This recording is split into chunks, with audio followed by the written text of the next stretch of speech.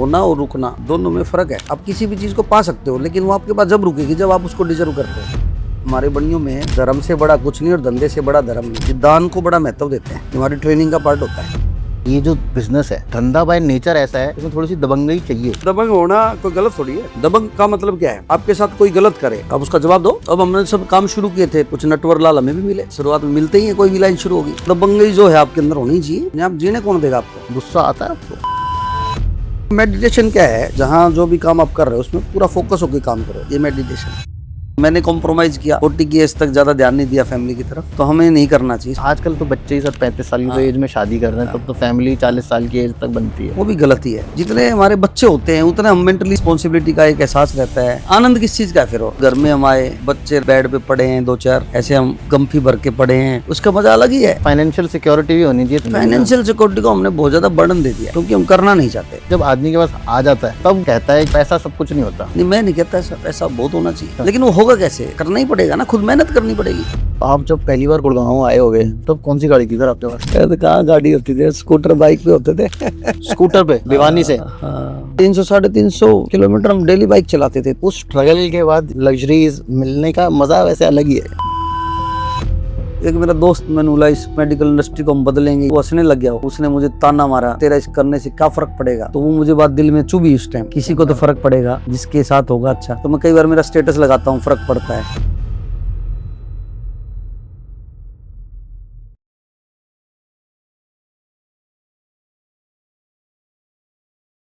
तो ये आपको लग रहा होगा कि यार आज मैं ये गाड़ी में क्यों बैठा हुआ हूँ और मैं पॉडकास्ट की शुरुआत गाड़ी से कैसे कर रहा हूँ। तो ये जो आज मैं शूट कर रहा हूँ ना, ये बहुत अलग तरीके से करने वाले हैं। और मैं जा रहा हूँ गुड़गांव डॉक्टर डीपी गोयल से मिलने। डॉक्टर डीपी गोयल वैसे तो एक बहुत बड़े बिजनेस हैं जिनका स्कैफोल्डिंग और कंस्ट्रक्शन का $multi-million का काम है। और उससे भी ज़्यादा जो मेन इम्पॉर्टेंट बात उनके बारे में है कि वो एक सोशल वर्कर हैं, जो कि कहते हैं कि 100 रुपये में हमारे यहाँ ओपीडी होती है। और जितने भी बड़े आप सोच सकते हो हॉस्पिटल्स में जो फैसिलिटीज़ हैं वो अपने हॉस्पिटल में देते हैं 50% दामों पे। तो चलिए आज बात करेंगे डॉक्टर डीपी गोयल से। चलते हैं उनके घर गुड़गांव और देखते हैं कि आज का हमारा दिन कैसा रहने वाला है। भाई ये घर देखो, घर दिखाओ घर। कई सिटीज़ में इतनी बड़ी बड़ी सोसाइटियाँ होती हैं जितने बड़े यहाँ घर हैं। तो भाई हम आ गए उनकी गली में। गली क्या मतलब, ये तो पूरा एक तरीके से फार्म हाउस एरिया है और ये गोयल साहब का घर है। घर नहीं कहते वैसे इसको महल कहते हैं। तो हमने कार पार्क करी और गोयल जी से रिक्वेस्ट करी कि महल जैसे इस घर का जल्दी से हमको एक टूर करा दिया जाए। ये मंदिर है, ये आई थिंक एक रूम है यहाँ पे घर पे। भाई ये गुड़गांव में हो सकते हैं इतने बड़े रूम। ये एक बेडरूम है, एक सामने सर का रूम है। ये वाला रूम दिखाना।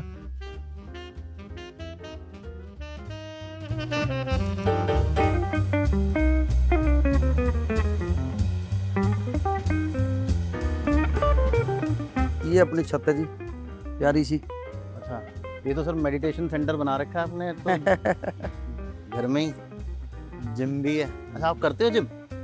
करा तो कहाँ जाता है जी, ज्यादा नहीं जाता। अच्छा। एक बार जिम ट्रेनर हायर किया था, तो 1 महीना आया था। हाँ, नहीं आ जाता। फिर उन्होंने दिखाया उस घर का सबसे इंटरेस्टिंग पार्ट। अरे ये तो आपने घर का देसी चूल्हा। आगे अब जब भी आओगे, अभी ये शुरू होना है, तो आपको देसी चूल्हे की रोटी खिलाएंगे हम आपको। चलिए, तो याद आती है सर आपको गांव की? अरे सरकार, हम तो बहुत खिचड़ी खाते हैं डेली हम।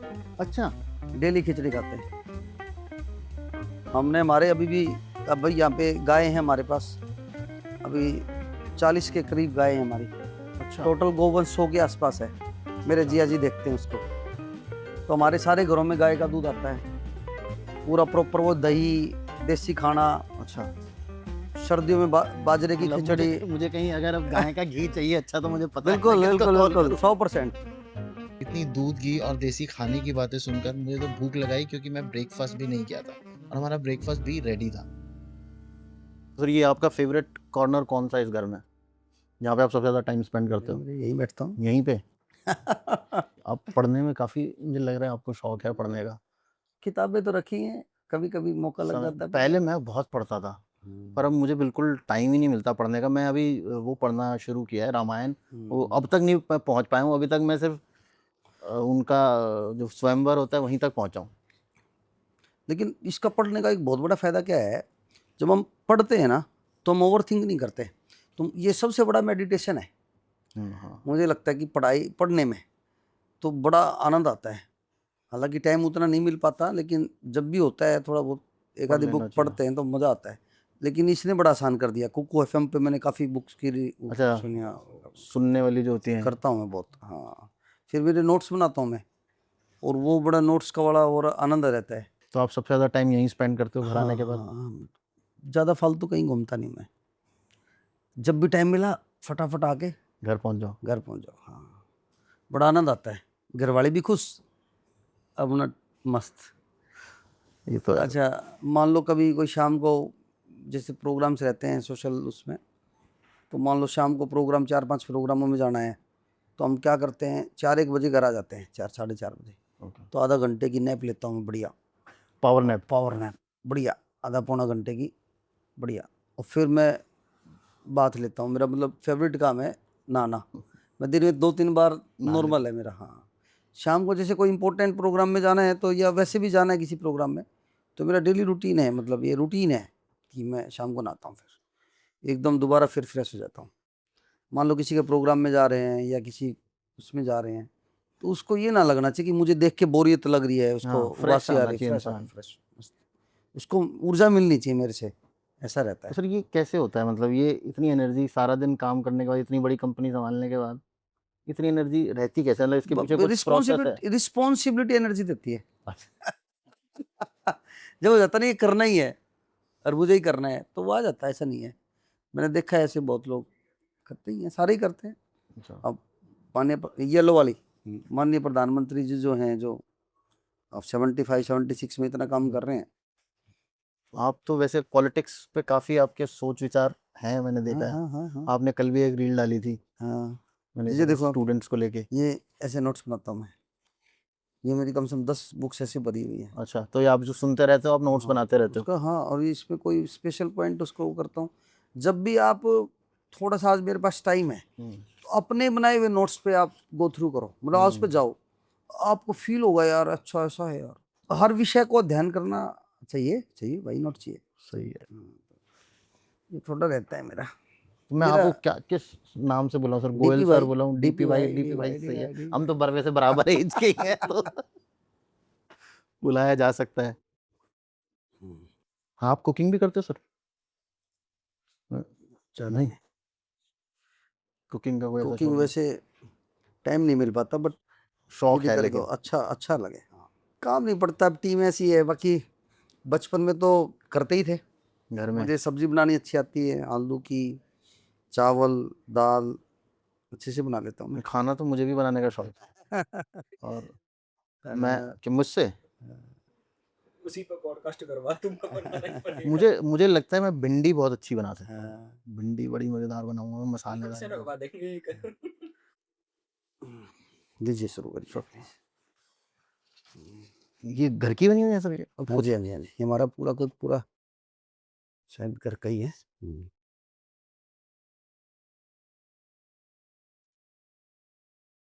एक दही चिल्ला भी ले आओ ना। हाँ सर ये रहा चीला। हाँ हाँ।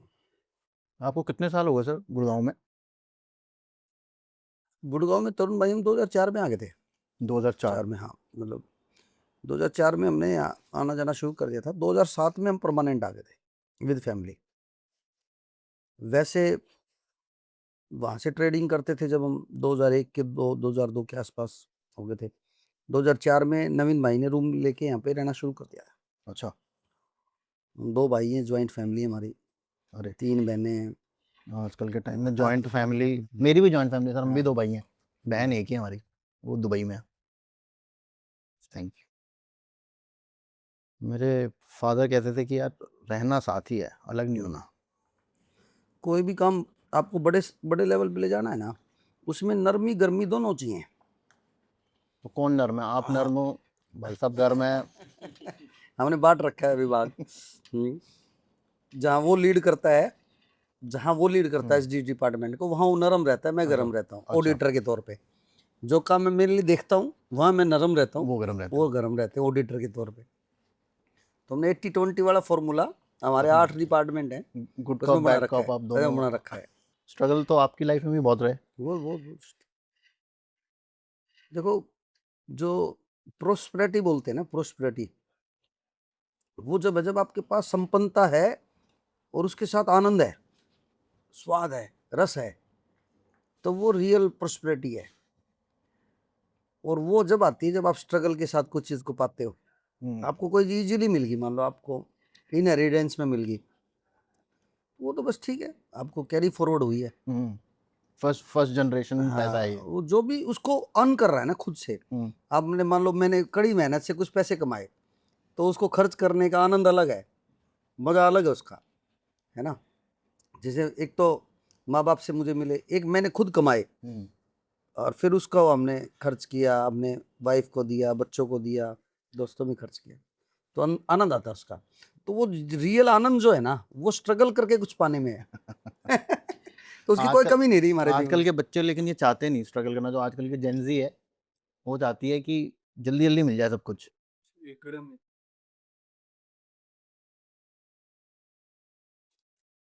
देखो, पहले तो मैं इस चीज को गलत सोच रहा था कि ये चीज गलत है यार, ऐसा है, बट इसके पॉजिटिव एस्पेक्ट पे जाए तो अच्छा है। अभी आप देख रहे हो ये स्टूडेंट प्रोटेस्ट जो चल रहा है, क्या सोचते हो आप, सही चल रहा है? देखो, विषय तो भाई सेंसिटिव है ही। बच्चों को, जो एक आम आदमी के घर के बच्चे की तरह सोच के देखो आप, तो अब क्या चीज रहेगी कि जिस पे हम भरोसा कर सके, सही बात है ना। अब वो उसका कोई राजनीतिक फायदा उठाए या चीजों को गलत दिशा में ले जाए कोई भी, वो चीज तो गलत है। बट मुद्दा तो मुद्दा ही है भाई साहब, मुद्दा तो ये बहुत सेंसिटिव है और इसमें सरकार को बहुत ज्यादा सेंसिटिव होने की जरूरत है। हाँ हाँ, मुझे लगता है कि सरकार ने बहुत अच्छे से काम किए, लेकिन जो एजुकेशन पे काम है ना भाई साहब, और मुझे लगता है जो पूरे हर चीज़ का जो डीप सॉल्यूशन है वो यही है, आपको शिक्षा, संस्कार और स्किल, इन तीनों पे काम करना पड़ेगा। और तीनों में ही मुझे लगता है कि सरकार ने जो 10-12 सालों में काम किया वो एनफ नहीं है। इनफ नहीं है। नहीं है, हाँ, एनफ नहीं है।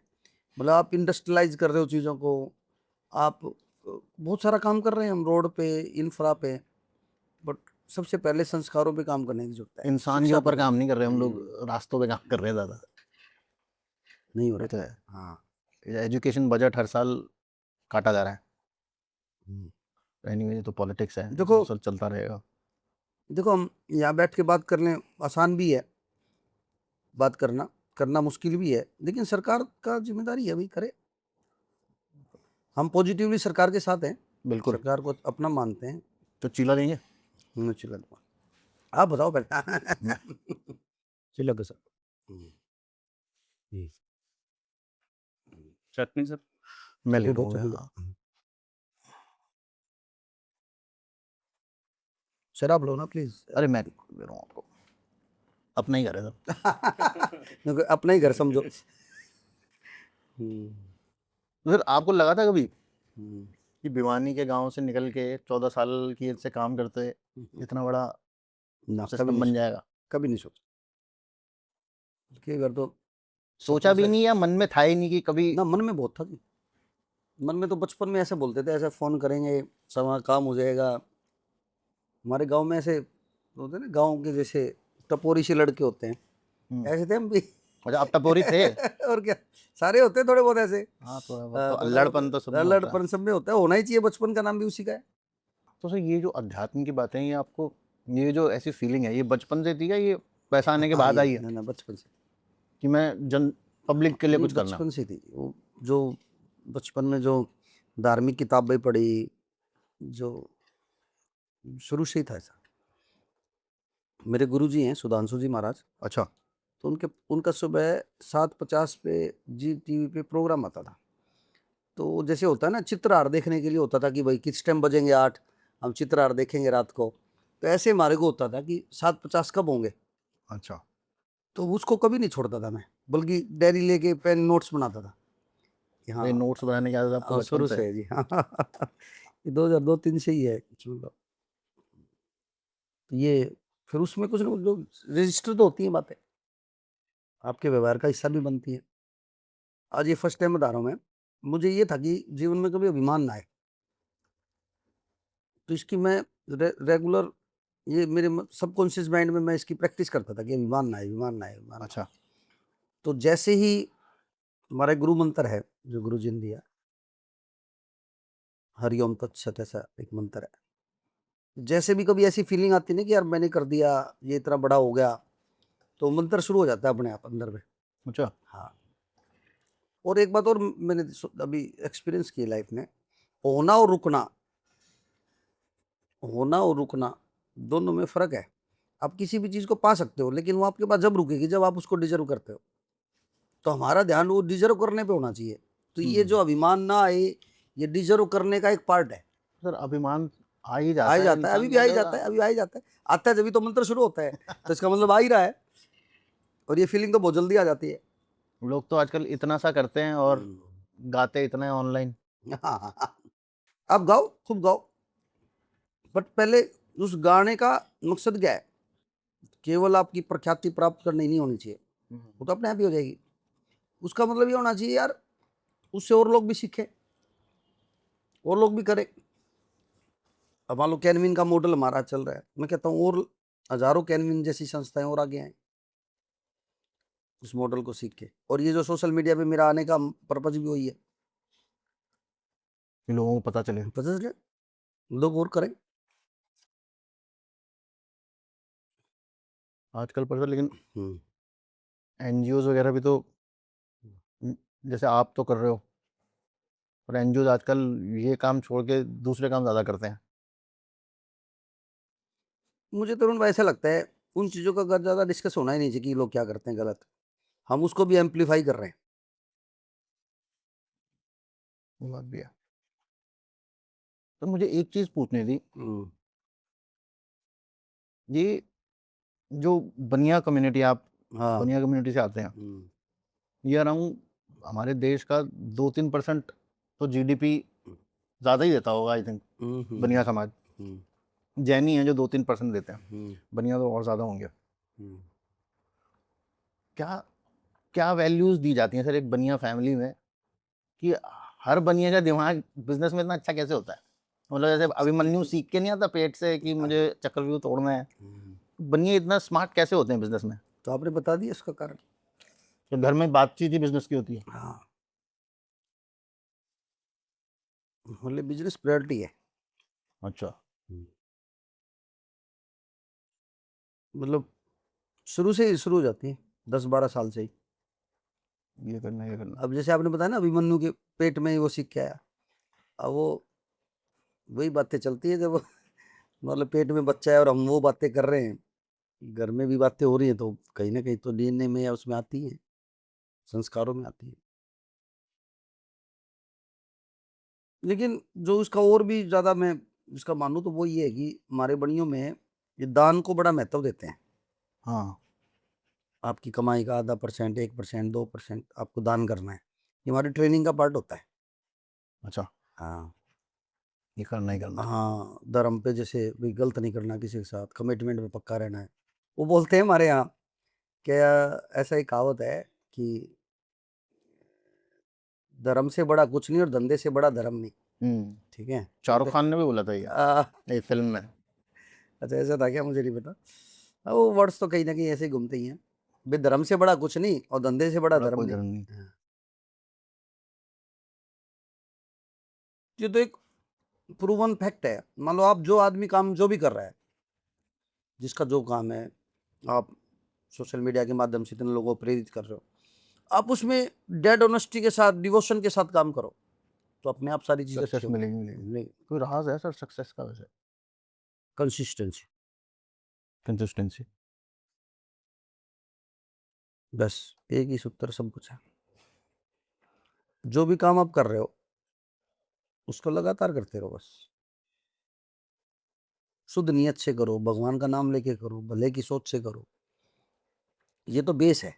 उसके बाद उसकी बहुत सारे पॉइंट हैं, फ्यूचर क्या है, डिमांड कितनी है, प्रोडक्ट की लाइफ कितनी है, कितनी वैल्यू ऐड कर रहे हो, कितनी प्रॉब्लम आप सोल्व कर रहे हो, कंपटीशन क्या है। फिर तो वो अंदर डेप्थ की काफ़ी बातें हैं। ये बहुत वैल्यू करती है चीज़ कि फ्यूचर कितना उस लाइन का प्रोडक्ट का। पता लगा कि आपने इतनी तैयारी व्यारी की, इतना डिवोशन किया और वो प्रोडक्ट ही फेल हो गया, वो उसकी डिमांड ही नहीं है, मतलब ओवरऑल जैसे। आपके प्रोडक्ट की तो अभी हाँ हाँ हाँ, ठीक है जी, बहुत डिमांड ये है। हमारा रिसर्च का पार्ट है। प्रभु कृपा से शटरिंग का काम लोगों को छत देने का है, घर देने का है, और हेल्थ का जो अपना ये एनजीओ है, ये लोगों को हेल्थ में काम करती है। तो दोनों ही काम लोगों के भले के हैं। एक से पैसा कमा के आप दूसरे में डाल दो। ठीक है। वो जरूरी है सर। हम लोग तो हाँ। पैसा सिर्फ कमाते हैं, देने का कौन सोचता है। आप ऐसे नहीं दोगे तो लोग, भगवान ऐसे ले लेगा आपसे। रोक राक दे देगा। पर सर एक बात बताओ ना, ये जो बिजनेस है, कंस्ट्रक्शन मटेरियल बोल सकते हैं इसको, हाँ, कैसे उसमें इसमें थोड़ी सी तो, जो धंधा बाय नेचर ऐसा है, इसमें थोड़ी सी दबंगई चाहिए। और आप बहुत जेंटल सोल मुझे अभी मेरे साथ तो लग रहे हो। मतलब इसमें थोड़ा बहुत तो, क्योंकि इसमें बहुत चांसेस होते हैं कि सामने वाला आपके साथ कुछ बदतमीजी करे या पैसा खा जाए या ऐसा कुछ हो। उसको कैसे हैंडल करते हो आप? हम वैसे लगते हैं, हम दबंग हैं। वही मैं कह रहा हूँ, आपसे पूछ रहा हूँ। दबंग होना कोई गलत थोड़ी है। नहीं नहीं, दबंग का मतलब क्या है? आपके साथ कोई गलत करे, आप उसका जवाब दो। क्या होता है, गलत होने में भी हम खुद जिम्मेदार होते हैं कई बार। 80% टाइम पे आपने उसका सर्वे नहीं किया, रिसर्च नहीं की, क्लाइंट कैसा है, साइट कैसे निकलेगी ये, तो आपको पहले पूरी रिसर्च करनी चाहिए। अब हमने सब काम शुरू किए थे तो कुछ नटवर लाल हमें भी मिले। शुरुआत में मिलते ही हैं, कोई भी लाइन शुरू होगी। बिल्कुल। बट आप जितने पुराने होते जाते हो धंधे में, तो आपको अपने आप उसकी समझ आनी शुरू हो जाती है। अब पिछले 10 सालों में कोई नया डिस्प्यूट हमारा नहीं बना। गुस्सा आता है आपको? तो नहीं, नेचर, ये तो इमोशन है, बट उसको ज़्यादा अच्छी चीज़ नहीं होती। कोशिश करते हैं। आप मेडिटेशन करते हो सर? हाँ, बहुत ज़्यादा करता हूँ। देखो, मेडिटेशन क्या है कि जहाँ जो भी काम आप कर रहे हो उसमें पूरा फोकस होकर काम करो, ये मेडिटेशन है। हाँ वो एक ध्यान है जो आप बोल रहे हो। हाँ, वो आजकल ना लोगों में वो मिसकंसेप्शन हो गया है कि मेडिटेशन का मतलब है सब कुछ छोड़ छाड़ के 1 घंटा ना ना ना ना। उसमें बैठो। आप अच्छा, वो भी मान लो आप बोलते हैं ना ध्यान से काम करो, ध्यान से पढ़ो पढ़ो। अब फिर ध्यान की परिभाषा क्या बोलोगे आप? वही ध्यान है। हाँ, जैसे मेरे जहाँ लिए आपके पूरा फोकस होकर काम कर रहे हो, वही ध्यान। मेरे लिए क्रिकेट जब मैं खेल रहा होता हूँ और बैटिंग कर रहा हूँ, अगर मैं उस टाइम भी ध्यान नहीं लगाऊंगा तो बोल बॉल रहे लग हो, जाएगी। दबंगई जरूरी है जबरदस्त जरूरी है। धंधे में, धंधे में नहीं, जब लाइफ भी में। आप किसी फील्ड में, आप नॉर्मल जीवन जी रहे हो, आपने जॉब करी, नौकरी में आप गए, काम किया, आप आ गए, उसमें भी जरूरी हो गया आजकल। तो आपको दबाने वाले ऑफिस में हैं, आपके हक की आपको सुनवाई नहीं हो रही, मिल नहीं रहा, दबंगई जरूरी है। दबंगई को आप डिफाइन कैसे करते हो, आपके ऊपर है। दबंग का मतलब ये नहीं कि किसी के साथ आप हिंसा कर रहे हो। गुंडई गुंडई और दबंगई में फर्क होता फर्क है। है भी। मैं कहता हूं कि मैं ताकतवर इसलिए बनूं कि मेरे साथ और मेरे अपनों के साथ कोई गलत ना कर सके। मतलब मैं किसी को परेशान नहीं कर रहा, बट मुझे कोई परेशान करे तो मैं उसका जवाब देना है। जवाब देना है। मैं ऐसे ही परसों सोच रहा था कि भगवान मुझे ऐसी जीरो बनाए कि मैं कुछ नहीं हूं, जीरो हूं, बट जिसके साथ खड़ा हूं उसकी वैल्यू 10 गुना हो जाए। बहुत अच्छी थॉट है सर ये। और उसमें भी एक और नहीं सोचा, ये तो पहले सुनी थी हमने, और जो मेरे साथ उलझे तो उसके साथ गुणा करके उसको जीरो करने की ताकत हो, जो कितना बड़ा नंबर हो। 1 करोड़ गुणा 0 इक्वल टू 0। वो एक दबंगई जो है आपके अंदर होनी चाहिए, नहीं आप जीने कौन देगा आपको। फैमिली के लिए टाइम निकल पाता है सर इतनी बिजी लाइफ में? थोड़ा थोड़ा खुद से शिकायत तो रहती है कि और दे सकते और हैं। दे सकते हैं। हाँ, अब पीछे ये भी समझ अभी 2 साल से ज़्यादा आई। पहले तो ये मेरा सबसे कॉम्प्रोमाइज वर्टिकल था। हाँ, बट मैं इसलिए ये बताना चाहता हूँ लोगों को, क्योंकि मैंने कॉम्प्रोमाइज़ किया, 40 की एज तक ज़्यादा ध्यान नहीं दिया फैमिली की तरफ। तो हमें नहीं करना चाहिए शुरू से, थोड़ा वो टाइम। आपको जल्दी पर आ गया, आपको जल्दी समझ आ गया। नहीं मैं 40 तो भी कोई बहुत ज्यादा बड़ी एज नहीं है। मैं ज्यादा लेट मानता हूँ इसको वैसे। अच्छा। भी और जितना जल्दी आता उतना अच्छा था। आजकल तो बच्चे ही सर 35 साल की तो हाँ, एज में शादी कर रहे हैं, तब तो फैमिली 40 साल की एज तक बनती है। वो भी गलत ही है। अच्छा, आपके हिसाब से गलत है वो? 27-28 मैक्सिमम होनी चाहिए शादी। ये अभी हमारी लड़के के लिए बात भांजी कर है, रहे हो आप, लड़की की बात कर रहे हो? दोनों की। दोनों की? हाँ और क्या। अब हमारी शादी 23-24 साल में होगी थी। मेरी भी सर 24 साल में। तभी तो अभी इतनी जल्दी बच्चे बड़े हो गए, भांजे भांजी बड़े शादी लायक हो गए। तो अच्छा उनके साथ फ्रेंडशिप करके बड़ा मजा आता है। अब मान लो मेरे भांजा है 22 साल का है, भांजी है 23-24 साल की है, तो वो फ्रेंड है, मतलब एक तरह एज से अ फ्रेंड फ्रेंड की तरह रहते हैं। अब इतना सीखने को मिलता है, उनको हमारा एक्सपीरियंस मिल गया, उनको आपका नया पॉइंट ऑफ व्यू मिल जाता है। माइंड मिल गया, हमें उनका मिल गया। ये एक प्रॉब्लम सर आने वाली है आने वाले टाइम में, क्योंकि हम लोग सब बहुत एक एक बच्चा पैदा कर रहे हैं, तो आने वाले टाइम में ना ये रिलेशनशिप्स खत्म हो जाएंगे, चाचा ताऊ होंगे ही नहीं। मुझे बच्चा लगता ही है एक कि है। 3-4 बच्चे तो होने चाहिए घर में। देखो रिश्ते जब भी बनेंगे, वो कोई उसको कुछ भी कह दे, कंट्रोवर्सी ले ले या वैसे ले ले, तो मुझे नहीं लगता ऐसा कि 3-4 बच्चे तो होने चाहिए। जितने हमारे बच्चे होते हैं उतने हम मेंटली वो रहते हैं, रिस्पॉन्सिबिलिटी का एक एहसास रहता है, हम काम करेंगे। आनंद किस चीज़ का है फिर? और अब मान लो घर में हम आए, बच्चे रलम मलम ऐसे ही बेड पे पड़े हैं, 2-4 ऐसे हम गम्फी भर के पड़े हैं, है ना, उसका मजा अलग ही है।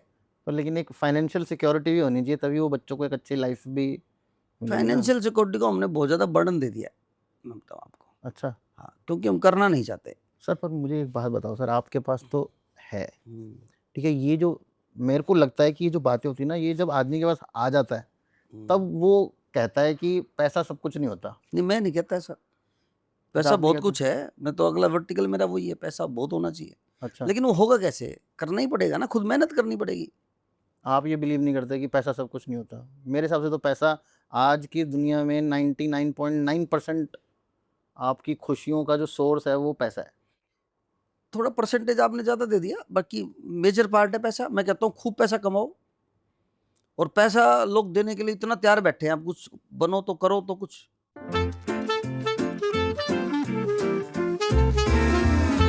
फिर हम निकले विंटर्स के ऑफिस के लिए सिर्फ एक 1.5 करोड़ की गाड़ी में।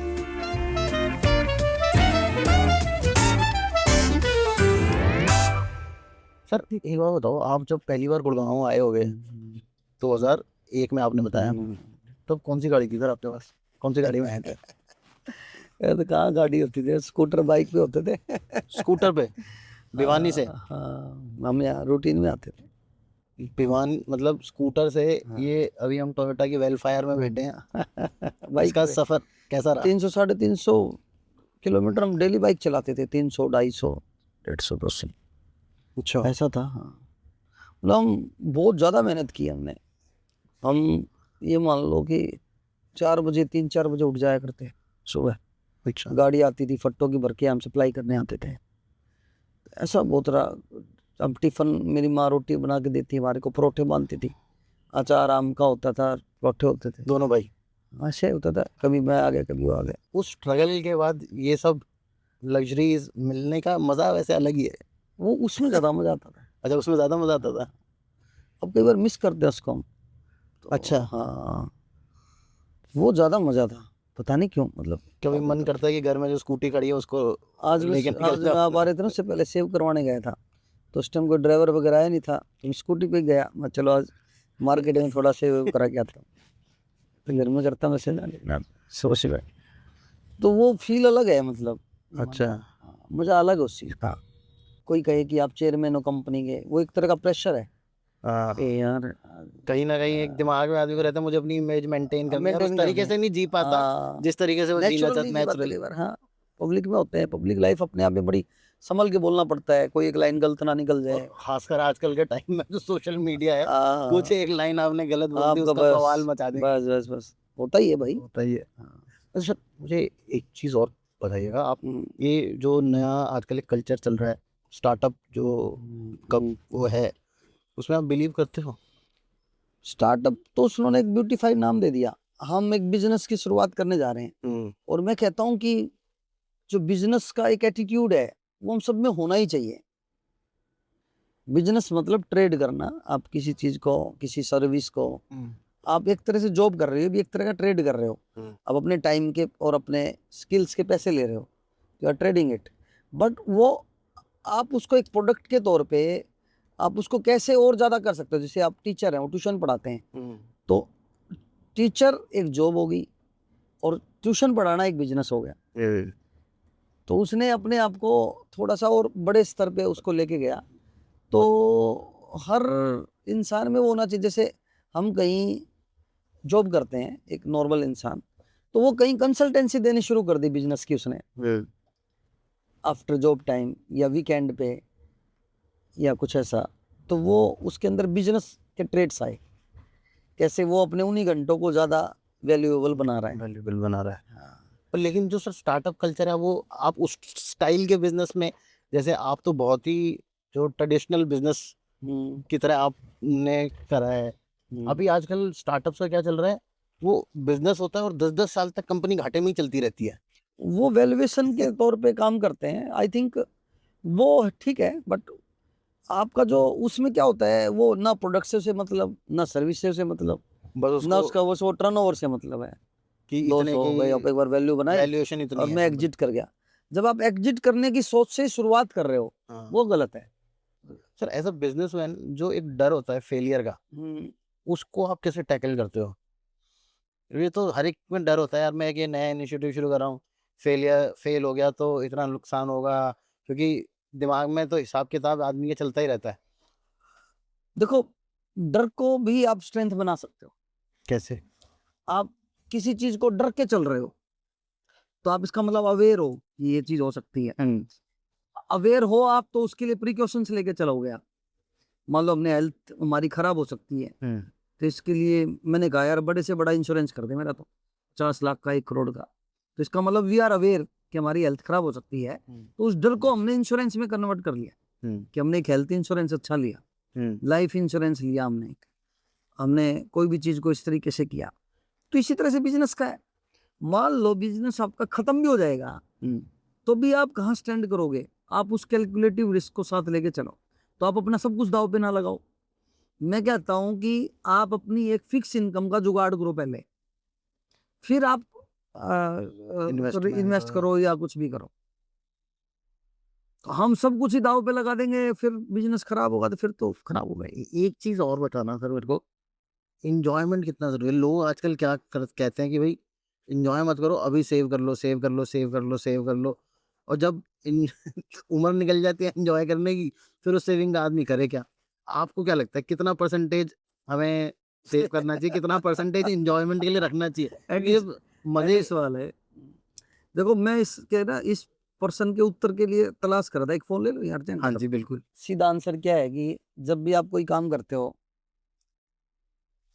तरुण भाई, तो उसमें ना मन लगा के करते हैं। जब हम इंजॉयमेंट के साथ करते हैं, तो इंजॉयमेंट के लिए काम करना हमारा पूरा हो जाता है पहले ही। अच्छा। कि मजे से ही काम करो, तो मजे की तलाश ही आपकी पूरी होगी। ओके। आप टेंशन लेके काम करोगे तो पहले टेंशन में हो आप। तो जिस काम को करना आपको अच्छा लगे या मस्ती से काम करते हो आप, तो वैसे वो इंजॉयमेंट वैसे ही आ जाता है आपको। काम में जो मजा है ना, वो किसी भी मजे से बड़ा है। जो आदमी वर्कोलिक होता है ना, उसे अल्कोहलिक होने की जरूरत ही नहीं है। हाँ, स्वाद उसी में है भाई। मुझे मुझे मतलब मेरा ये बड़ा स्ट्रॉन्ग बिलीफ है।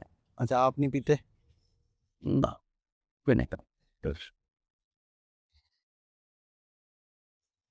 मेरा भगवान की दया से बचा हुआ हूँ। और पहले कई बार बोलते थे, हाँ ये भी कृपा प्रभु की है, क्योंकि सारे लोग बोलते हैं कि इसके बिना कैसे करोगे, सोशलाइजिंग के लिए बहुत जरूरी है। कैसे होगा। हाँ, मुझे भी कई बार लगता है कि यार इतना होना चाहिए, यार दोस्तों उसी से बढ़ते हैं। सही बात है।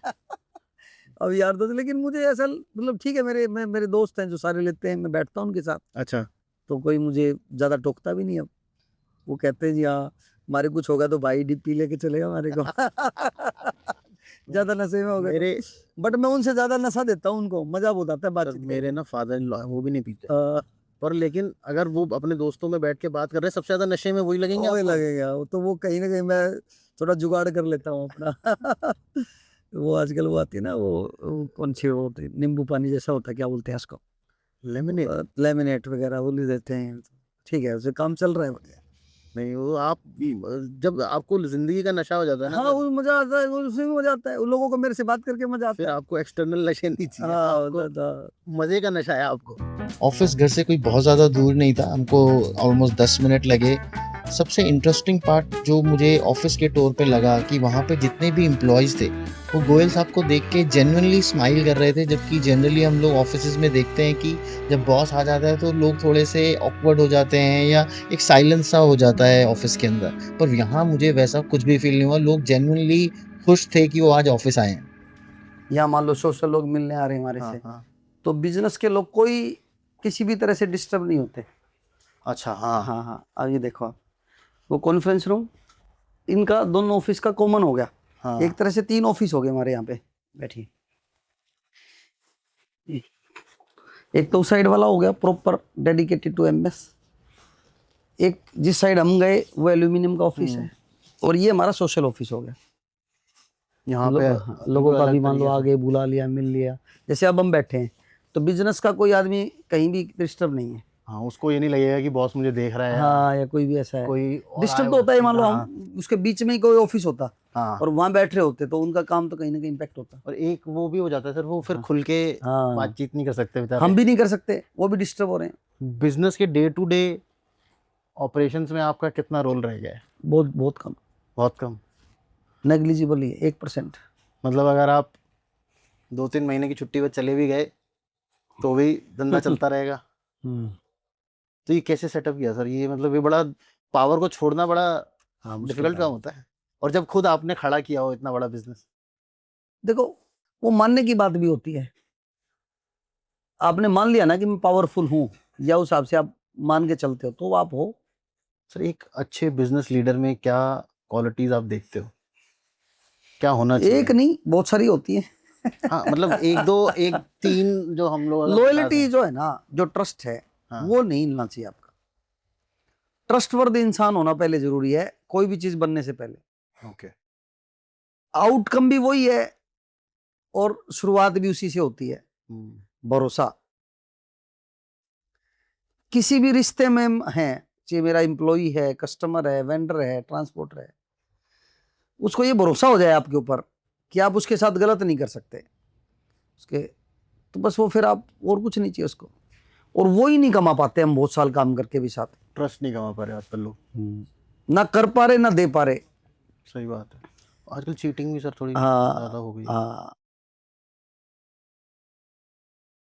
तो भरोसेमंद इंसान बनना जरूरी है आपको अच्छा बिजनेसमैन बनने के लिए। उसके लिए जरूरी है, मैंने 3 सूत्र बनाए लाइफ के, और ये मैं बचपन से ही इसको पर्सनल प्रोफेशनल लाइफ में खुद से जीता हूँ। पहला तो मैंने बनाया कि consider your self in front of you. मैं अपने सामने अपने आप को फील करता हूँ हमेशा, बात करते से आप में भी। तो मैं कोई भी बात ऐसी नहीं बोलूं जो आपको बुरी लगे, जो आपको बुरी लगे। हाँ, कोई भी व्यवहार में ऐसा ना करूं जो आपको व्यवहार अच्छा ना लगे। तो कैलकुलेशन अपने आप आ जाती है, अच्छा मुझे क्या चाहिए होगा, यहाँ बैठा हूं तो आपको क्या चाहिए मुझसे अभी, तो वो मेरा अपने आप ही फिर सबकॉन्शियस माइंड में आता रहता है भी। हाँ, एक स्टाफ को क्या चाहिए, optimum salary, salary on time, respect, आगे बढ़ने का मौका, सुनवाई। वो बंदा मेरे पास आता है इंटरव्यू के लिए, मैं पहले बोलता हूँ उसको बैठते ही, आपको मुझसे 5 चीज़ चाहिए, ये रटी हुई मेरे को, और मुझे आपसे क्या चाहिए वो आप बता दो। आप वाली आप दे देना, मेरे वाली में आप वाली मैं दे दूंगा। ये आप प्रॉमिस करते हो उसको? 6 चीज़ चाहिए उसको, आप और बताओ। और आप क्या मांगते हो? आप बताओ क्या, मुझसे पूछता हूँ क्या चाहिए। लॉयल्टी। बस अपनापन वाला भाव चाहिए, टेकिंग रिस्पॉन्सिबिलिटी की, मेरा काम है, ओनरशिप ले लो आप। आपका काम कभी भी खराब ना हो, अधूरा ना रहे। सबसे बड़ी बात आजकल तो ये प्रॉमिस मांगता हूँ मैं, भाई तू किसी ऑफिस पॉलिटिक्स का हिस्सा नहीं बनेगा। तेरी वजह से हमारा माहौल खराब नहीं होगा। वो तो सबसे बड़ी प्रॉब्लम है, हाँ, ऑफिस पॉलिटिक्स। हाँ, बहुत होगी आजकल ना। अभी ये बताओ, ये इंडिया में अभी बिजनेस करना, जो जैसे मोदी जी का एक वो है, ईज ऑफ बिजनेस लानी है, आपको लगता है वो आ रही है ईज ऑफ बिजनेस? उतना काम नहीं हो रहा जितना होना चाहिए। हाँ, सरकार की फैसिलिटी तो बढ़ रही है, बट उतना नहीं हो रहा, और ज़्यादा होना चाहिए। क्या होना चाहिए? आपको क्या लगता है कि अगर जैसे मैं बिजनेस स्टार्ट कर रहा हूँ तो मुझे क्या क्या फैसिलिटीज मिलनी चाहिए गवर्नमेंट की तरफ से। देखो सारी जिससे माननीय मोदी जी ने गुजरात में किया था वो होना चाहिए कि आपको जितना भी सरकार से फैसिलिटेशन चाहिए सिंगल विंडो होनी चाहिए उसकी। ओके। आप एक ऑफिस में गए कटाकट सारे काम आपके हो गए। जीएसटी भी वहीं मिल गया, जो लाइसेंसेस लेने हैं मुझे फटाफट, वहीं फटाफट। मिला, वहीं मिला, सब कुछ खत्म। चीजें हो रही हैं वैसे अच्छी की तरफ जा रहे हैं हम। जैसे चीजें बहुत सारी ऑनलाइन हो गई अब कई स्टेट्स में तो आपको फटाफट जीएसटी आज अप्लाई करो 2 दिन में मिल जाता है। गुजरात की बात यदि हम कर लें तो अभी भी ऐसा सर है। वो गुजरात में हो रहा होगा, हरियाणा में तो आप लेके दिखा दो 3 महीने से पहले जीएसटी। दिक्कत बहुत है। तो चीजें वो सिंगल विंडो पे होंगी ना। भ्रष्टाचार भी तो है उतना ही, कोई कम थोड़ी हुआ है। सर वैसे ये बताओ वैसे कि जब आदमी ने सब कुछ कमा लिया और ये जो इंसान की जो पैसे की भूख है ये तो खत्म होती नहीं है, कैसे संतुष्ट हुआ जाए लाइफ में? यार बस ठीक है मैं कमा रहा हूँ और भी कमाऊंगा, लेकिन अभी मेरे पास जितना है मैं इसमें देखो इसकी संतुष्ट प्रैक्टिस करनी पड़ती है। अच्छा इसकी मतलब ये ऐसा प्रैक्टिस नहीं क्या है है? कि इसकी मतलब एक दिन प्रैक्टिस क्या है? इसका एक सिंपल फॉर्मूला है। आप अपने दिमाग में ये लगा लो कि जो समय चला गया ना वापस नहीं आना। ठीक है, इस बात की प्रैक्टिस करनी है बस आपको। अच्छा और ये कोई भी विषय होता है ना, हम कहते हैं यार ये तो चला ही गया ना, बाकी की बात कर। ये हमारा एक रूटीन का रोज का एक हमारा वो है शब्द है, यार ऐसे इसे चला गया, इसे आगे की बात कर कैसे ठीक होगा।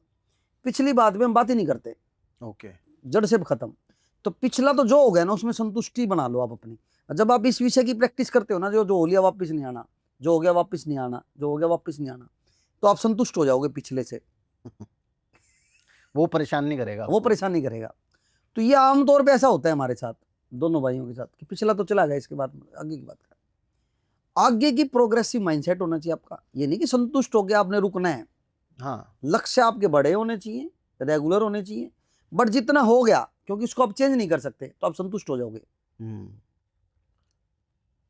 सर क्या जो है वो उससे संतुष्ट हैं, आगे की तैयारी कर रहे हैं। प्रायोरिटी क्या होनी चाहिए लाइफ में सर?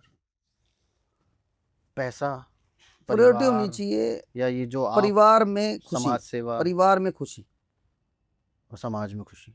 परिवार में खुशी, समाज अपने आप खुश हो जाएगा। अपने आप उससे जुड़ी हुई चीजें। वो मान लो हमारे घर में हम पांच चार मेंबर हैं, जैसे 2 बच्चे 2 हम। अब उसमें ही परिवार मान ले तो भाई है, तो हम 10 6 बच्चे हैं, 4 हम हैं। तो सबसे पहली खुशी आनंद उसमें है कि आप उसमें जो घर है ना आपका, वो जो इतने घर में सुख शांति हो, समृद्धि का वास हो, है ना, प्यार प्रेम बढ़े। तो ये एक सबसे बड़ी आदमी की प्रायोरिटी होनी चाहिए। अल्टीमेट जो आनंद है ना वो है। फिर उससे अगले सर्कल में जो है, हम जो कमा रहे हैं, जो सीख रहे हैं, जो कर रहे हैं, समाज के लिए कर रहे हैं, राष्ट्र के लिए कर रहे हैं, धर्म के लिए कर रहे हैं, बिजनेस के लिए कर रहे हैं, वो कर किस लिए रहे हैं? क्योंकि उस सारे को करके घर में आनंद हो।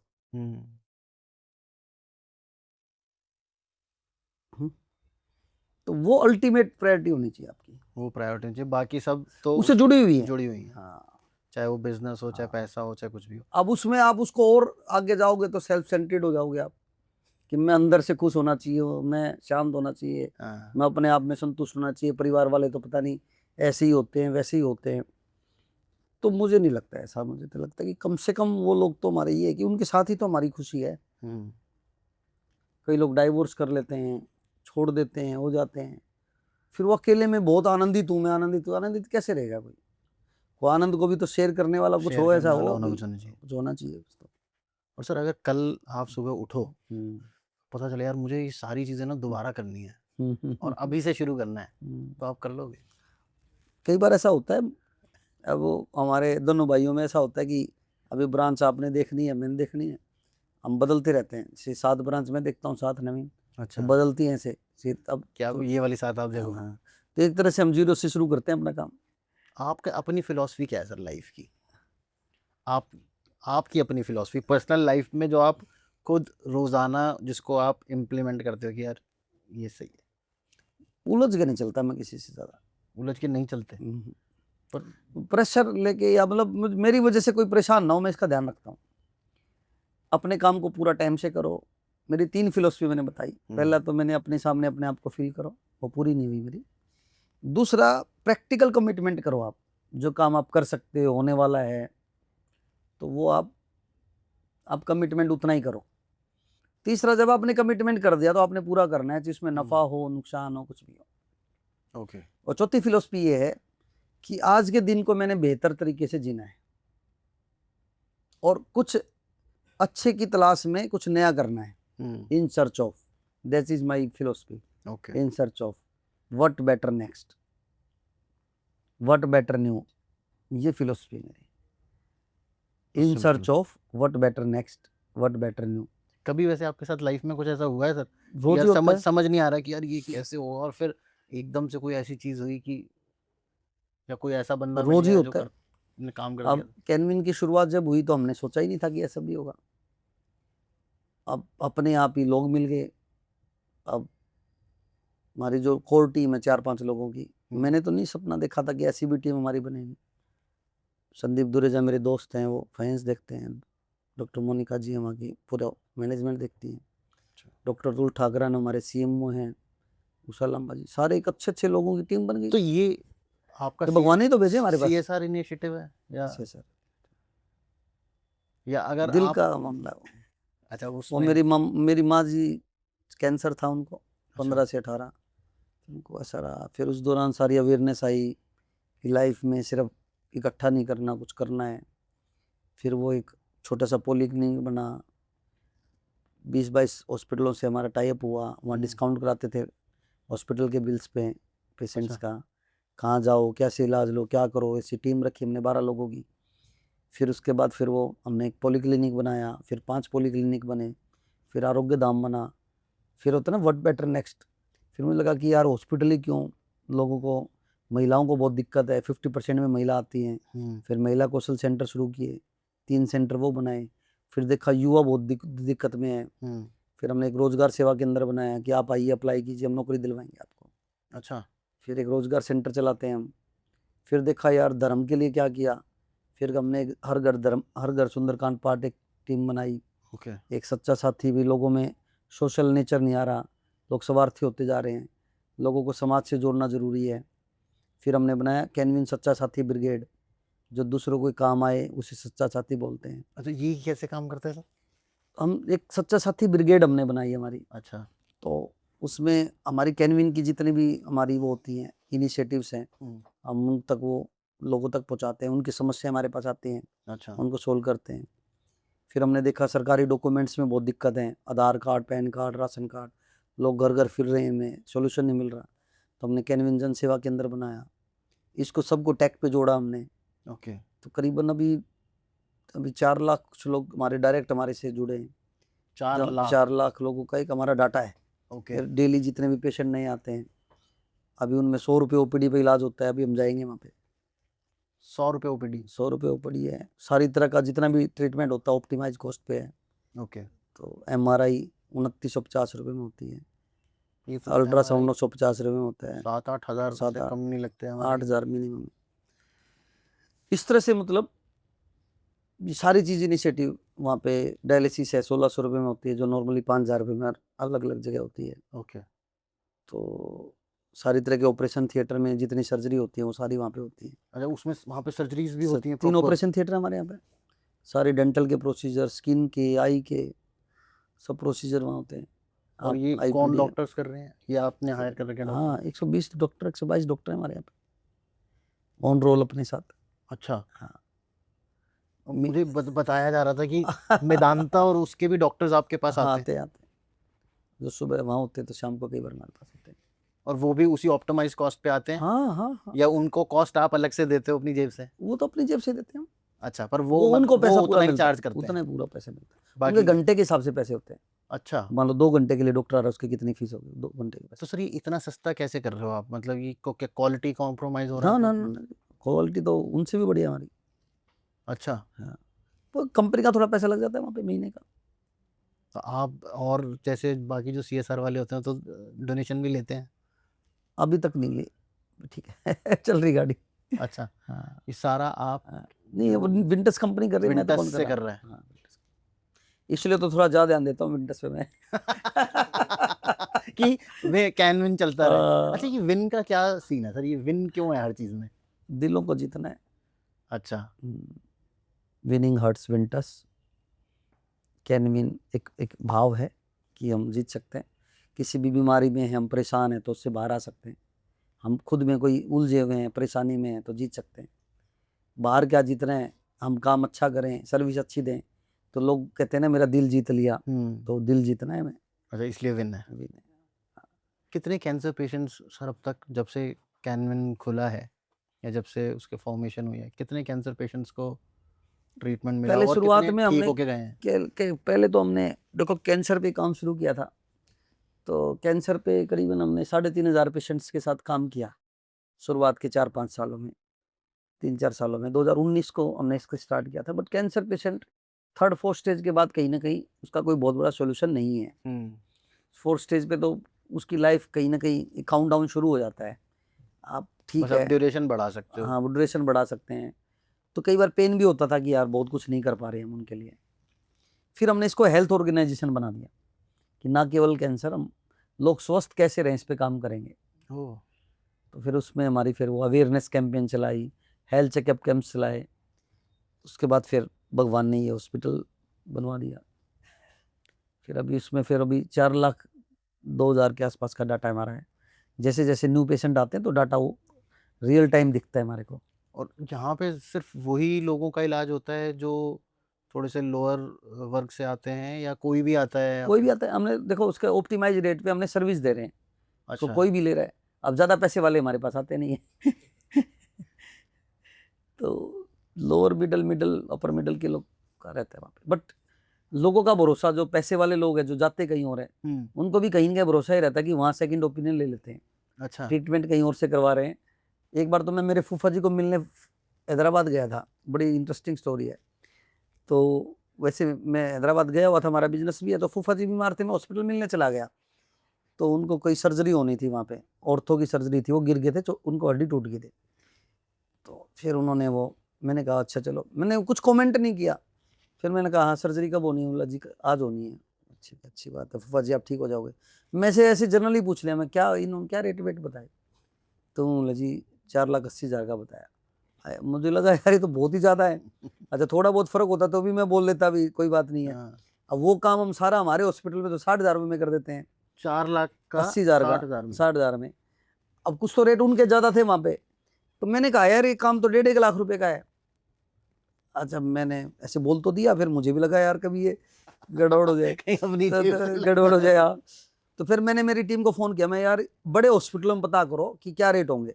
तो उन्होंने, मैंने कहा 10 मिनट में मुझे चाहिए ये रेट। उन्होंने 10 मिनट में 3 हॉस्पिटलों की कोटेशन बनवा के मुझे दे दी। एक ने दिया एक 65 का रेट, एक ने दिया 1.5 का, एक ने एक 35 के आसपास का, एक 38 के ओके। आसपास का। तो मैंने उन तीनों को मंगा लिया, फूफा जी के नाम को भेज दिया था मैंने। तो मैंने कहा कि कोटेशन 3 तुम इनको दिखाना अपने हॉस्पिटल को और बोल देना। अच्छा वो ऐसा भी नहीं था कि भाई इमरजेंसी में कराना था वो। मैंने कहा उनको बोलना कि मेरे बुआ का लड़का, मामा का लड़का वहाँ रहता है, उन्हें डंडा कर रखा है, डॉक्टर है वो, और वो कह रहा है कि आप गुड़गांव ले आओ पेशेंट को, हम एक 35 में कराएंगे इसका इलाज। तो उन्होंने वो दिखाया उनको, और वहाँ पे उनको 1.5 लाख रुपए का डिस्काउंट मिल गया वो दिखाने से। माफिया है एक तरीके से, मेडिकल माफिया। है ही। आपको कभी फोन वोन नहीं आते कि ये क्या भाई हमारा तो तूने? मैं बोलता बहुत कम हूं उनके खिलाफ अच्छा, मैं बचा के रखता हूँ खुद को, क्योंकि अपनी लकीर को बड़ा करो, कोई किसी की और है- लकीर के बारे में बात ही नहीं करनी है। कोई और ऐसा काम कर रहा हो तो उसको तो तुरंत फोन आ जाएगा, भाई हमारा 8,000 का नुकसान करवा रहा है। मैं तो शुरू के 6 महीने मैंने हाथ जोड़ के रखे मीडिया के आगे। अच्छा, तो पहले तो मेरा विरोध बहुत हुआ। अब पॉलिटिकल अलाइंड है हम कहीं ना कहीं। क्योंकि हमारी तो क्रैब मेंटेलिटी है ना, हम किसी को हाँ, अच्छा करते हुए थोड़ी देख सकते हैं। बहुत प्रॉब्लम आई, फिर 2 साल तो मैं बहुत दिक्कत आई। लोग, सारे लोग शक की नज़र से देखते थे हमें। शक इनका मतलब? क्या मोटिव है, क्यों कर रहे हैं ऐसा, इनके पीछे इनकी कमाई होगी, कोई मोटिव इनका ऐसा है, सेकंड थॉट होगी कोई ना कोई। या कुछ सब क्वालिटी काम कर रहे हाँ हाँ, होंगे। कुछ ना कुछ ऐसा। लोगों ने बहुत परेशान किया मुझे शुरू के 1.5-2 साल तो। अच्छा, मतलब अच्छा काम कर रहे थे आप तो भी परेशान कर रहे बहुत थे? ज़्यादा, बहुत दिक्कत आती थी। सबसे पहले तो घर में ही हुआ, क्यों कर रहे हो ऐसा, क्यों कर रहे हैं, क्या करना है। तो एक मेरा दोस्त है नूला, मैंने बोला इस मेडिकल इंडस्ट्री को हम बदलेंगे, ये कर देंगे वो कर देंगे। तो वो हंसने लग गया वो। तो उसने मुझे ताना मारा, नूला तेरा इस करने से क्या हो गया, क्या फ़र्क पड़ेगा। तो मैं कई बार मेरा स्टेटस लगाता हूँ, फ़र्क पड़ता है। हाँ, तो जब कोई ऐसा अच्छा वो देता है फीडबैक, तो वो मुझे बात दिल में चुभी उस टाइम। तो मैंने कहा यार किसी को तो फ़र्क पड़ेगा जिसके साथ होगा अच्छा। हमने एक के साथ भी किया, एक आदमी की जीवन बचाने में हेल्प की, उसी में। तो उसके लिए तो वो संसार है, उसके परिवार के लिए तो वो बच्चा। और अब तो 4 लाख लोगों को ऑलमोस्ट अब फर्क पड़ चुका है 1500। सर। 4 लाख का साथ अगर मैं 5 लोग भी जो जुड़े हुए हैं जो उसकी फैमिली के हैं, तो अगर आप काउंट करो तो बहुत बड़ा नंबर हो जाता है।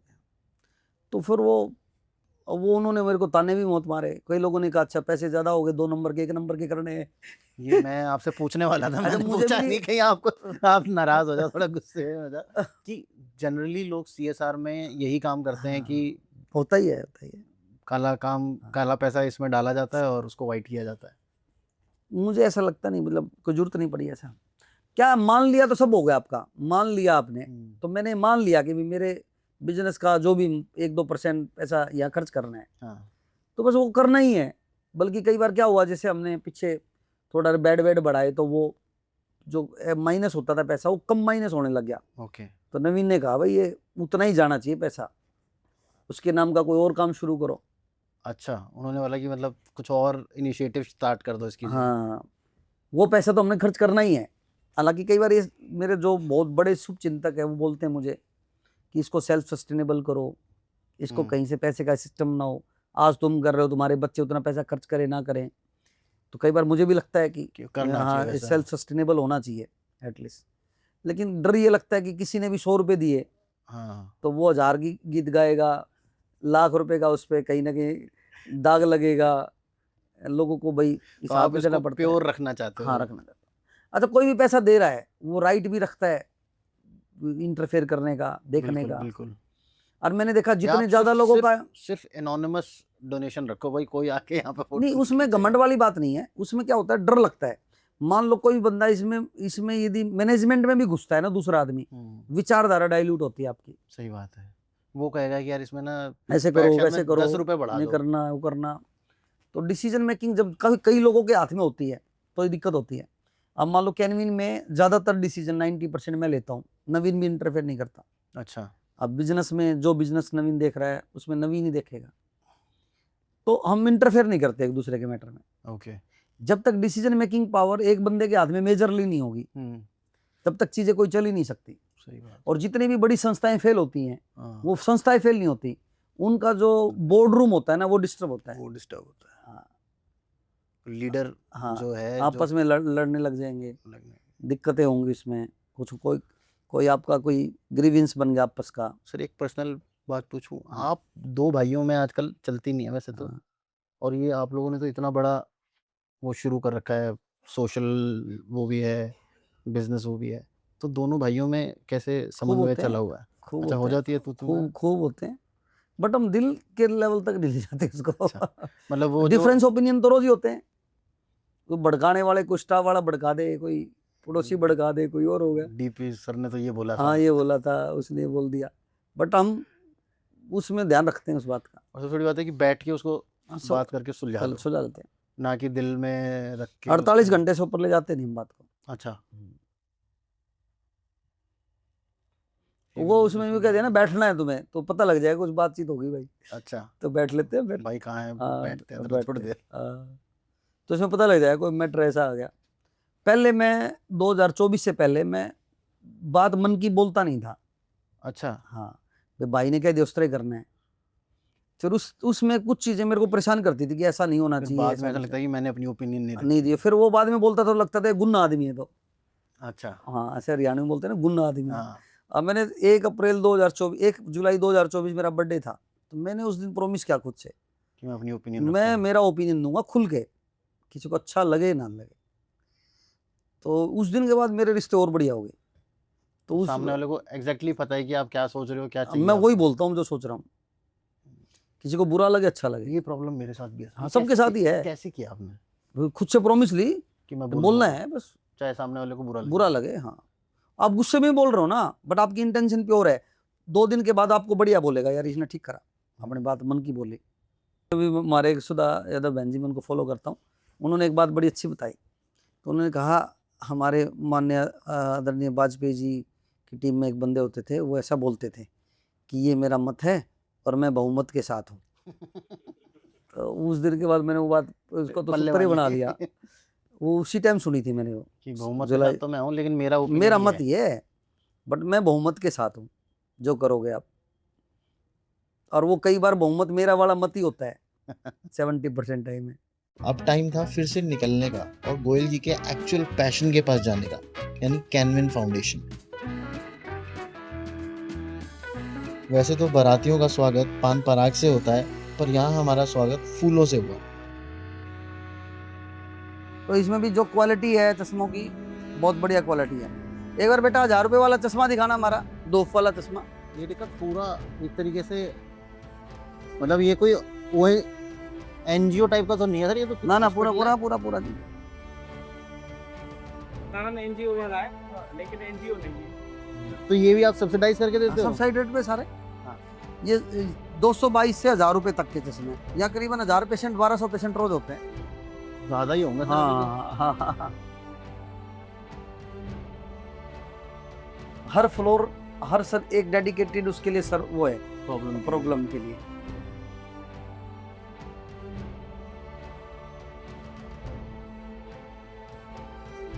नमस्ते जी जैन साहब, कैसे हो? ले बेटा, कई दिनों बाद आए अब हम। 3 साल हो गए हमारे को उसको, और करीबन 11,000 डायलिसिस हम कर नहीं, चुके। अभी हम 15,000 15,000 मतलब 15 अगस्त तक 15,000 का टारगेट है सर। एंड क्वालिटी डायलिसिस करें। सबसे बड़ी बात यह है कि बाकी जगह पे अगर आप जाओगे, बड़े हॉस्पिटल की बात छोड़ दो, पर जितने नर्सिंग होम जो 5, 7, 10 मशीनें लगा के बैठे होते हैं, वहाँ पे सबसे बड़ी प्रॉब्लम है कि क्वालिटी डायलिसिस। मैं एक अंकल जी से मिला जिनके 354 डायलिसिस हो चुके हैं, बट फेस पर फिर भी एक स्माइल थी। एक वो जो है ऊर्जा एकदम 4, वो अंकल से ले सकते हैं। पूरा दिन हो जाता है, कोई भी मतलब कंपनसेशन नहीं है। आप ये- पूरा दिन दे रहे हो, लेकिन ये कुछ नहीं दे रहे। ये कुछ नहीं दे रहे, तो गौर किया जाए। एक पार्टी तो बनती है। आप ये वैसे तो मुझे ऑपरेशन थिएटर से बहुत डर लगता है, but I was very comfortable इस वाले ऑपरेशन थिएटर में। यहाँ पे टेक का बहुत ध्यान दिया, सब कुछ हमने treatment top class, communication top class, technology top class, और साथ में emotional conduct top class, budget. हाँ, तो ये हमारी यूएसपी है। सर वैसे एक नॉर्मल सर्जरी जो बाहर किसी हॉस्पिटल में एक सर्टेन अमाउंट में होती है, हमारे मान लो कि 1 लाख रुपए की सर्जरी हम यहाँ 35 से 40,000 के बीच में करते हैं। आज मिलना हो गया आपसे। आपसे मैं बता नहीं सकती दिव्या। सबसे खास बात जो मुझे लगी वो ये थी कि गोयल जी बहुत सारे, मतलब ऑलमोस्ट सारे ही पेशेंट्स को पर्सनली जानते हैं। क्या हो गया? जैसे बहुत लंबे समय से उनके साथ जुड़े हो, या फिर जैसे एक फैमिली मेंबर मिलता है ना, वैसे लोग उनसे मिल रहे थे। देखो स्माइल माजी की कितनी अच्छी है, हैं? हर एक फ्लोर डेडिकेटेड है एक प्रॉब्लम को लेकर, चाहे फिर वो प्रेगनेंसी हो या डेंटल इश्यूज या फिर कैंसर जैसी एक खतरनाक बीमारी। एक जो बात मुझे यहाँ समझ नहीं आई वो थी कि पूरे हॉस्पिटल में मुझे हॉस्पिटल जैसी स्मेल नहीं आई। शायद इसी वजह से गोयल जी इसको कैनविन धाम बोलते हैं, बल्कि हॉस्पिटल नहीं। compromise कोई नहीं।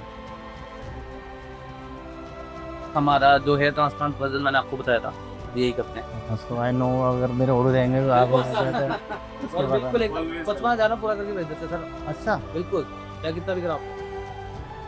और मैंने भी लगे हाथों पे फ्री में अपना शोल्डर चेक करा लिया।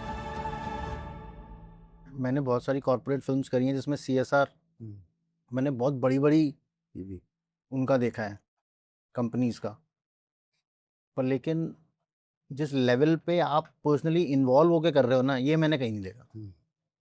किसी काम में दिल लग जाए, किसी इंसान में लग जाए मन, तो वो नशा हो जाता है उसका। तो यहाँ पे कितने वॉलंटियर्स होंगे सर जब आप ड्राइव्स चलाते होगे किसी काम के लिए? मैं यहाँ पे सब पेड है।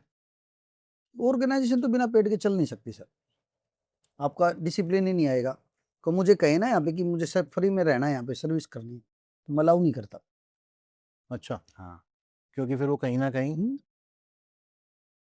तो मुझे एक बात बताओ ना, ये जैसे मुझे बताया था कि पढ़ाने के, किसी बच्चे को पढ़ाने के आप 200 रुपये लेते हो, या जैसे बहुत सारी चीज़ें हैं जिनका कॉस्ट आपने 100-200 रुपये रखा हुआ है, तो वो भी क्यों?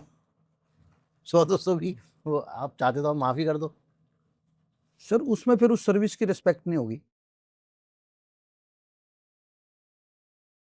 सर्विस की रिस्पेक्ट नहीं होगी मतलब? जो ले रहा है उस सर्विस को वो उसको उतना कोई चीज़ फ्री में मिल रही है हम उसकी कदर कहाँ करते हैं, या कंसिस्टेंट हम उसको नहीं करेंगे। अब मान लो किसी का एडमिशन कर लिया हमने कि बच्चों 0 फीस है तुम्हारी, अब वो इसी तरह कैजुअली आएगा, कभी नहीं आएगा। जब मैं कुछ दे रहा हूँ तो उसमें ये लगेगा कि यार मैंने पैसे दे रखे हैं। लेना चाहिए मुझे। हाँ, और उसको भी सेल्फ रिस्पेक्ट आएगा, मैंने फ्री में नहीं ले रहा मैं। ये बड़ी बात है।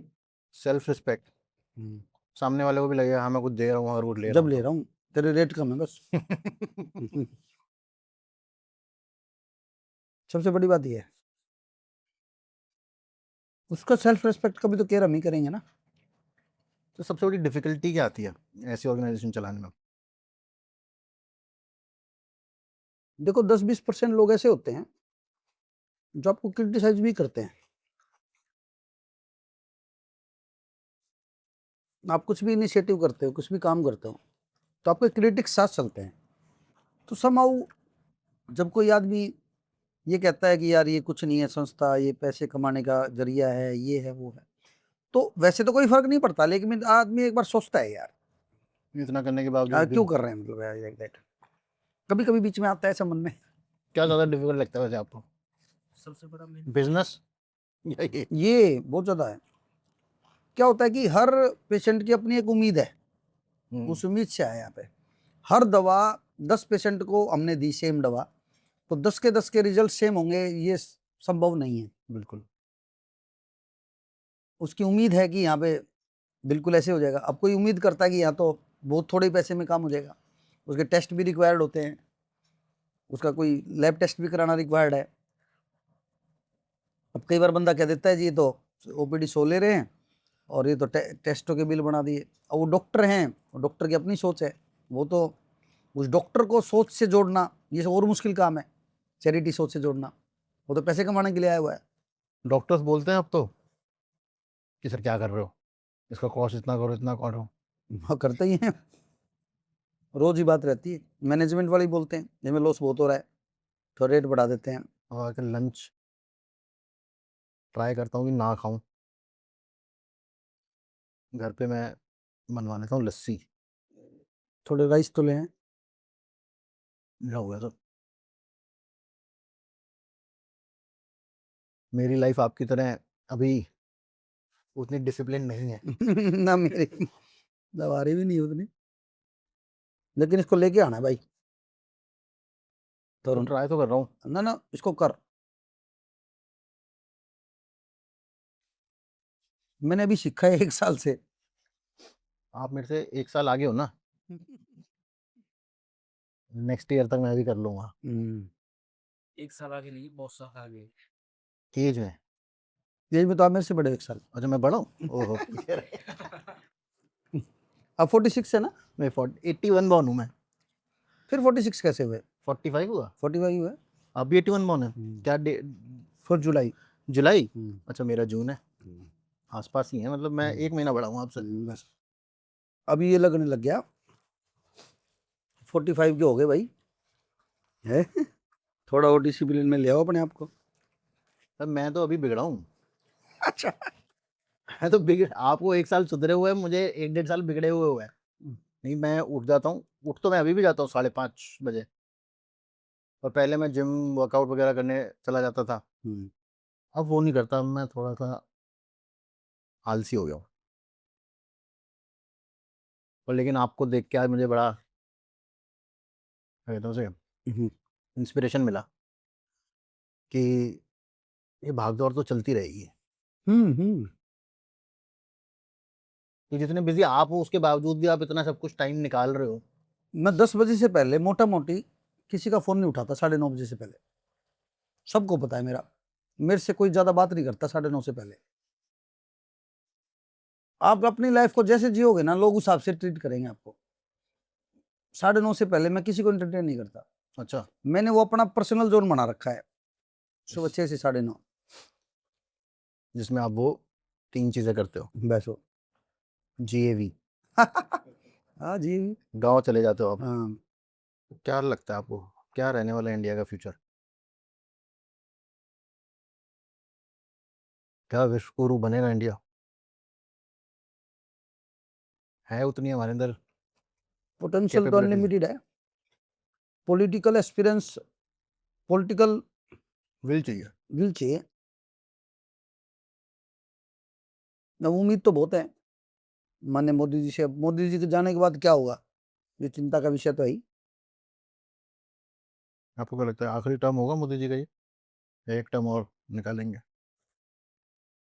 ये जिस तरह से यह विश्वास बढ़ रहा है बीजेपी और मोदी जी के लिए, खतरे की घंटी तो है ही। अब 300 से 240 पे आगे थे, और तो जब लोगों में लहर थी कि 400 आएंगी, हाँ, तो सोचने का विषय तो है ही। जब 400 की सोच में 240 आई थी, अब तो अविश्वास बढ़ रहा है। 240 की होगी। अब तो अविश्वास बढ़ रहा है।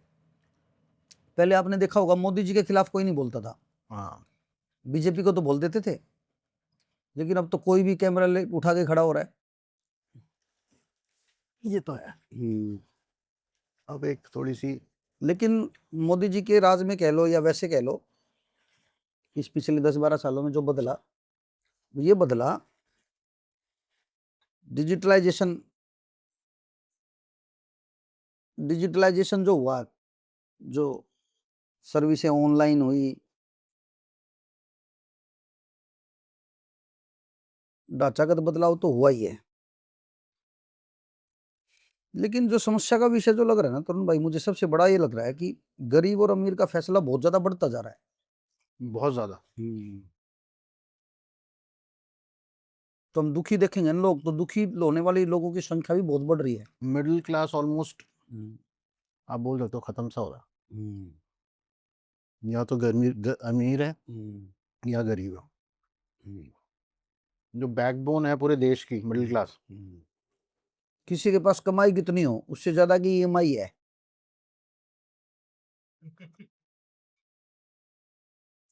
कोई 30,000 वाला कमाने का, उसने 30,000 के हिसाब से EMI बांध रखी है। तो पहले ही लाख वाले ने, 2 लाख वाला 2 लाख वाले ने। ये क्रेडिट कार्ड की वजह से हुआ है सर। पता है हाँ दे देंगे, बाद में दे देंगे। पहले जितने जेब में होते तो आदमी उतनी ही खर्च कर सकता था। और फिर इस सोशल मीडिया के आने से हर आदमी को है कि भाई एक पीयर प्रेशर बन गया कि मुझे ऐसा लाइफस्टाइल जीना है। जीना है, वो एक्स्ट्रा प्रेशर है, उसके चक्कर में खर्चे बांध लेता है इंसान।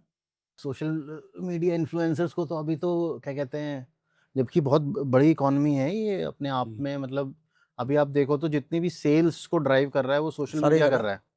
और इससे सस्ता है भी जो- नहीं कोई, जितने बड़े बड़े। जो पुरानी जो जो जिस फील्ड से मैं आता हूँ एडवर्टाइजिंग से, वो तो अब ऑलमोस्ट खत्म है। हाँ, जो ट्रेडिशनल एडवर्टाइजिंग है, जो होर्डिंग वाला मामला था, कुछ और था। टीवीसीज, टीवी जो हम लोग एड फिल्म्स बनाते थे, हम लोग जब बनाते थे तो मतलब बजट्स होते थे किसी फिल्म के 60 लाख, 50 लाख, 1.5 करोड़, 2 करोड़। अब वही काम लोगों को चाहिए 15 लाख में। और Quality फर्क वही पड़ जाएगा, AI आने से और भी AI कम है। आने से और फर्क पड़ जाएगा। आदमी तो उस पे डालो, खुद ही बना रहा है वो AI सब कुछ। ये पूरा AI में बना हुआ है।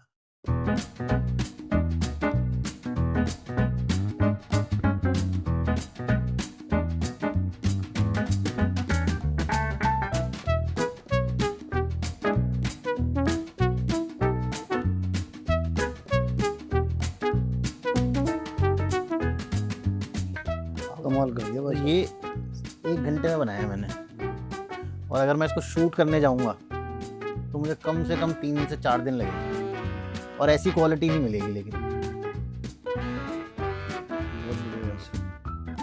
एक ऐसा शिव मंदिर जो तो इसमें कैसे बनाए वैसे भी?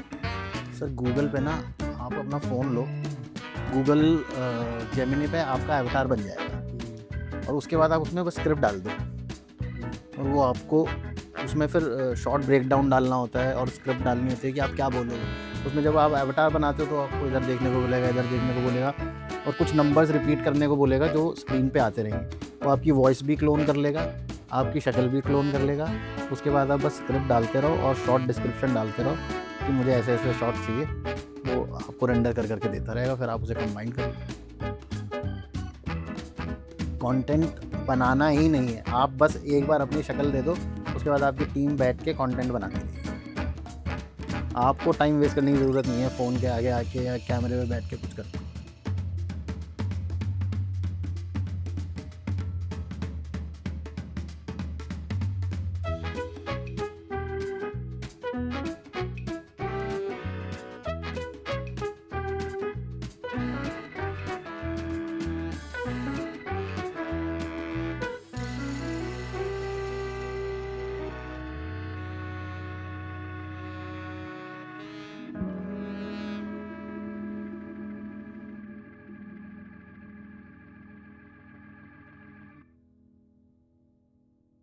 तो यार आज का जो पॉडकास्ट और जिन शख्सियत के साथ मैंने आज समय बिताया, मुझे मतलब मज़ा तो बहुत आया, पर उससे ज़्यादा जो मुझे फ़ील हुआ ना, एक इंस्पिरेशन फ़ील हुई कि यार एक आदमी सेल्फलेसली इतना काम कैसे कर सकता है।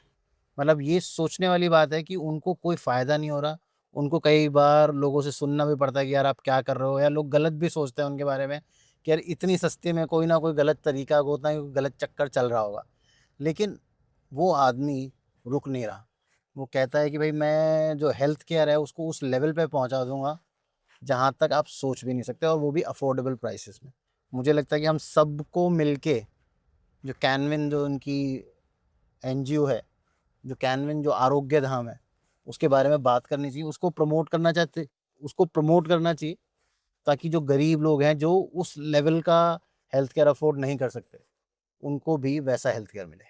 बाकी देखते रहो Tarun Sharma show. Stay safe, stay healthy and Jai Shri Ram.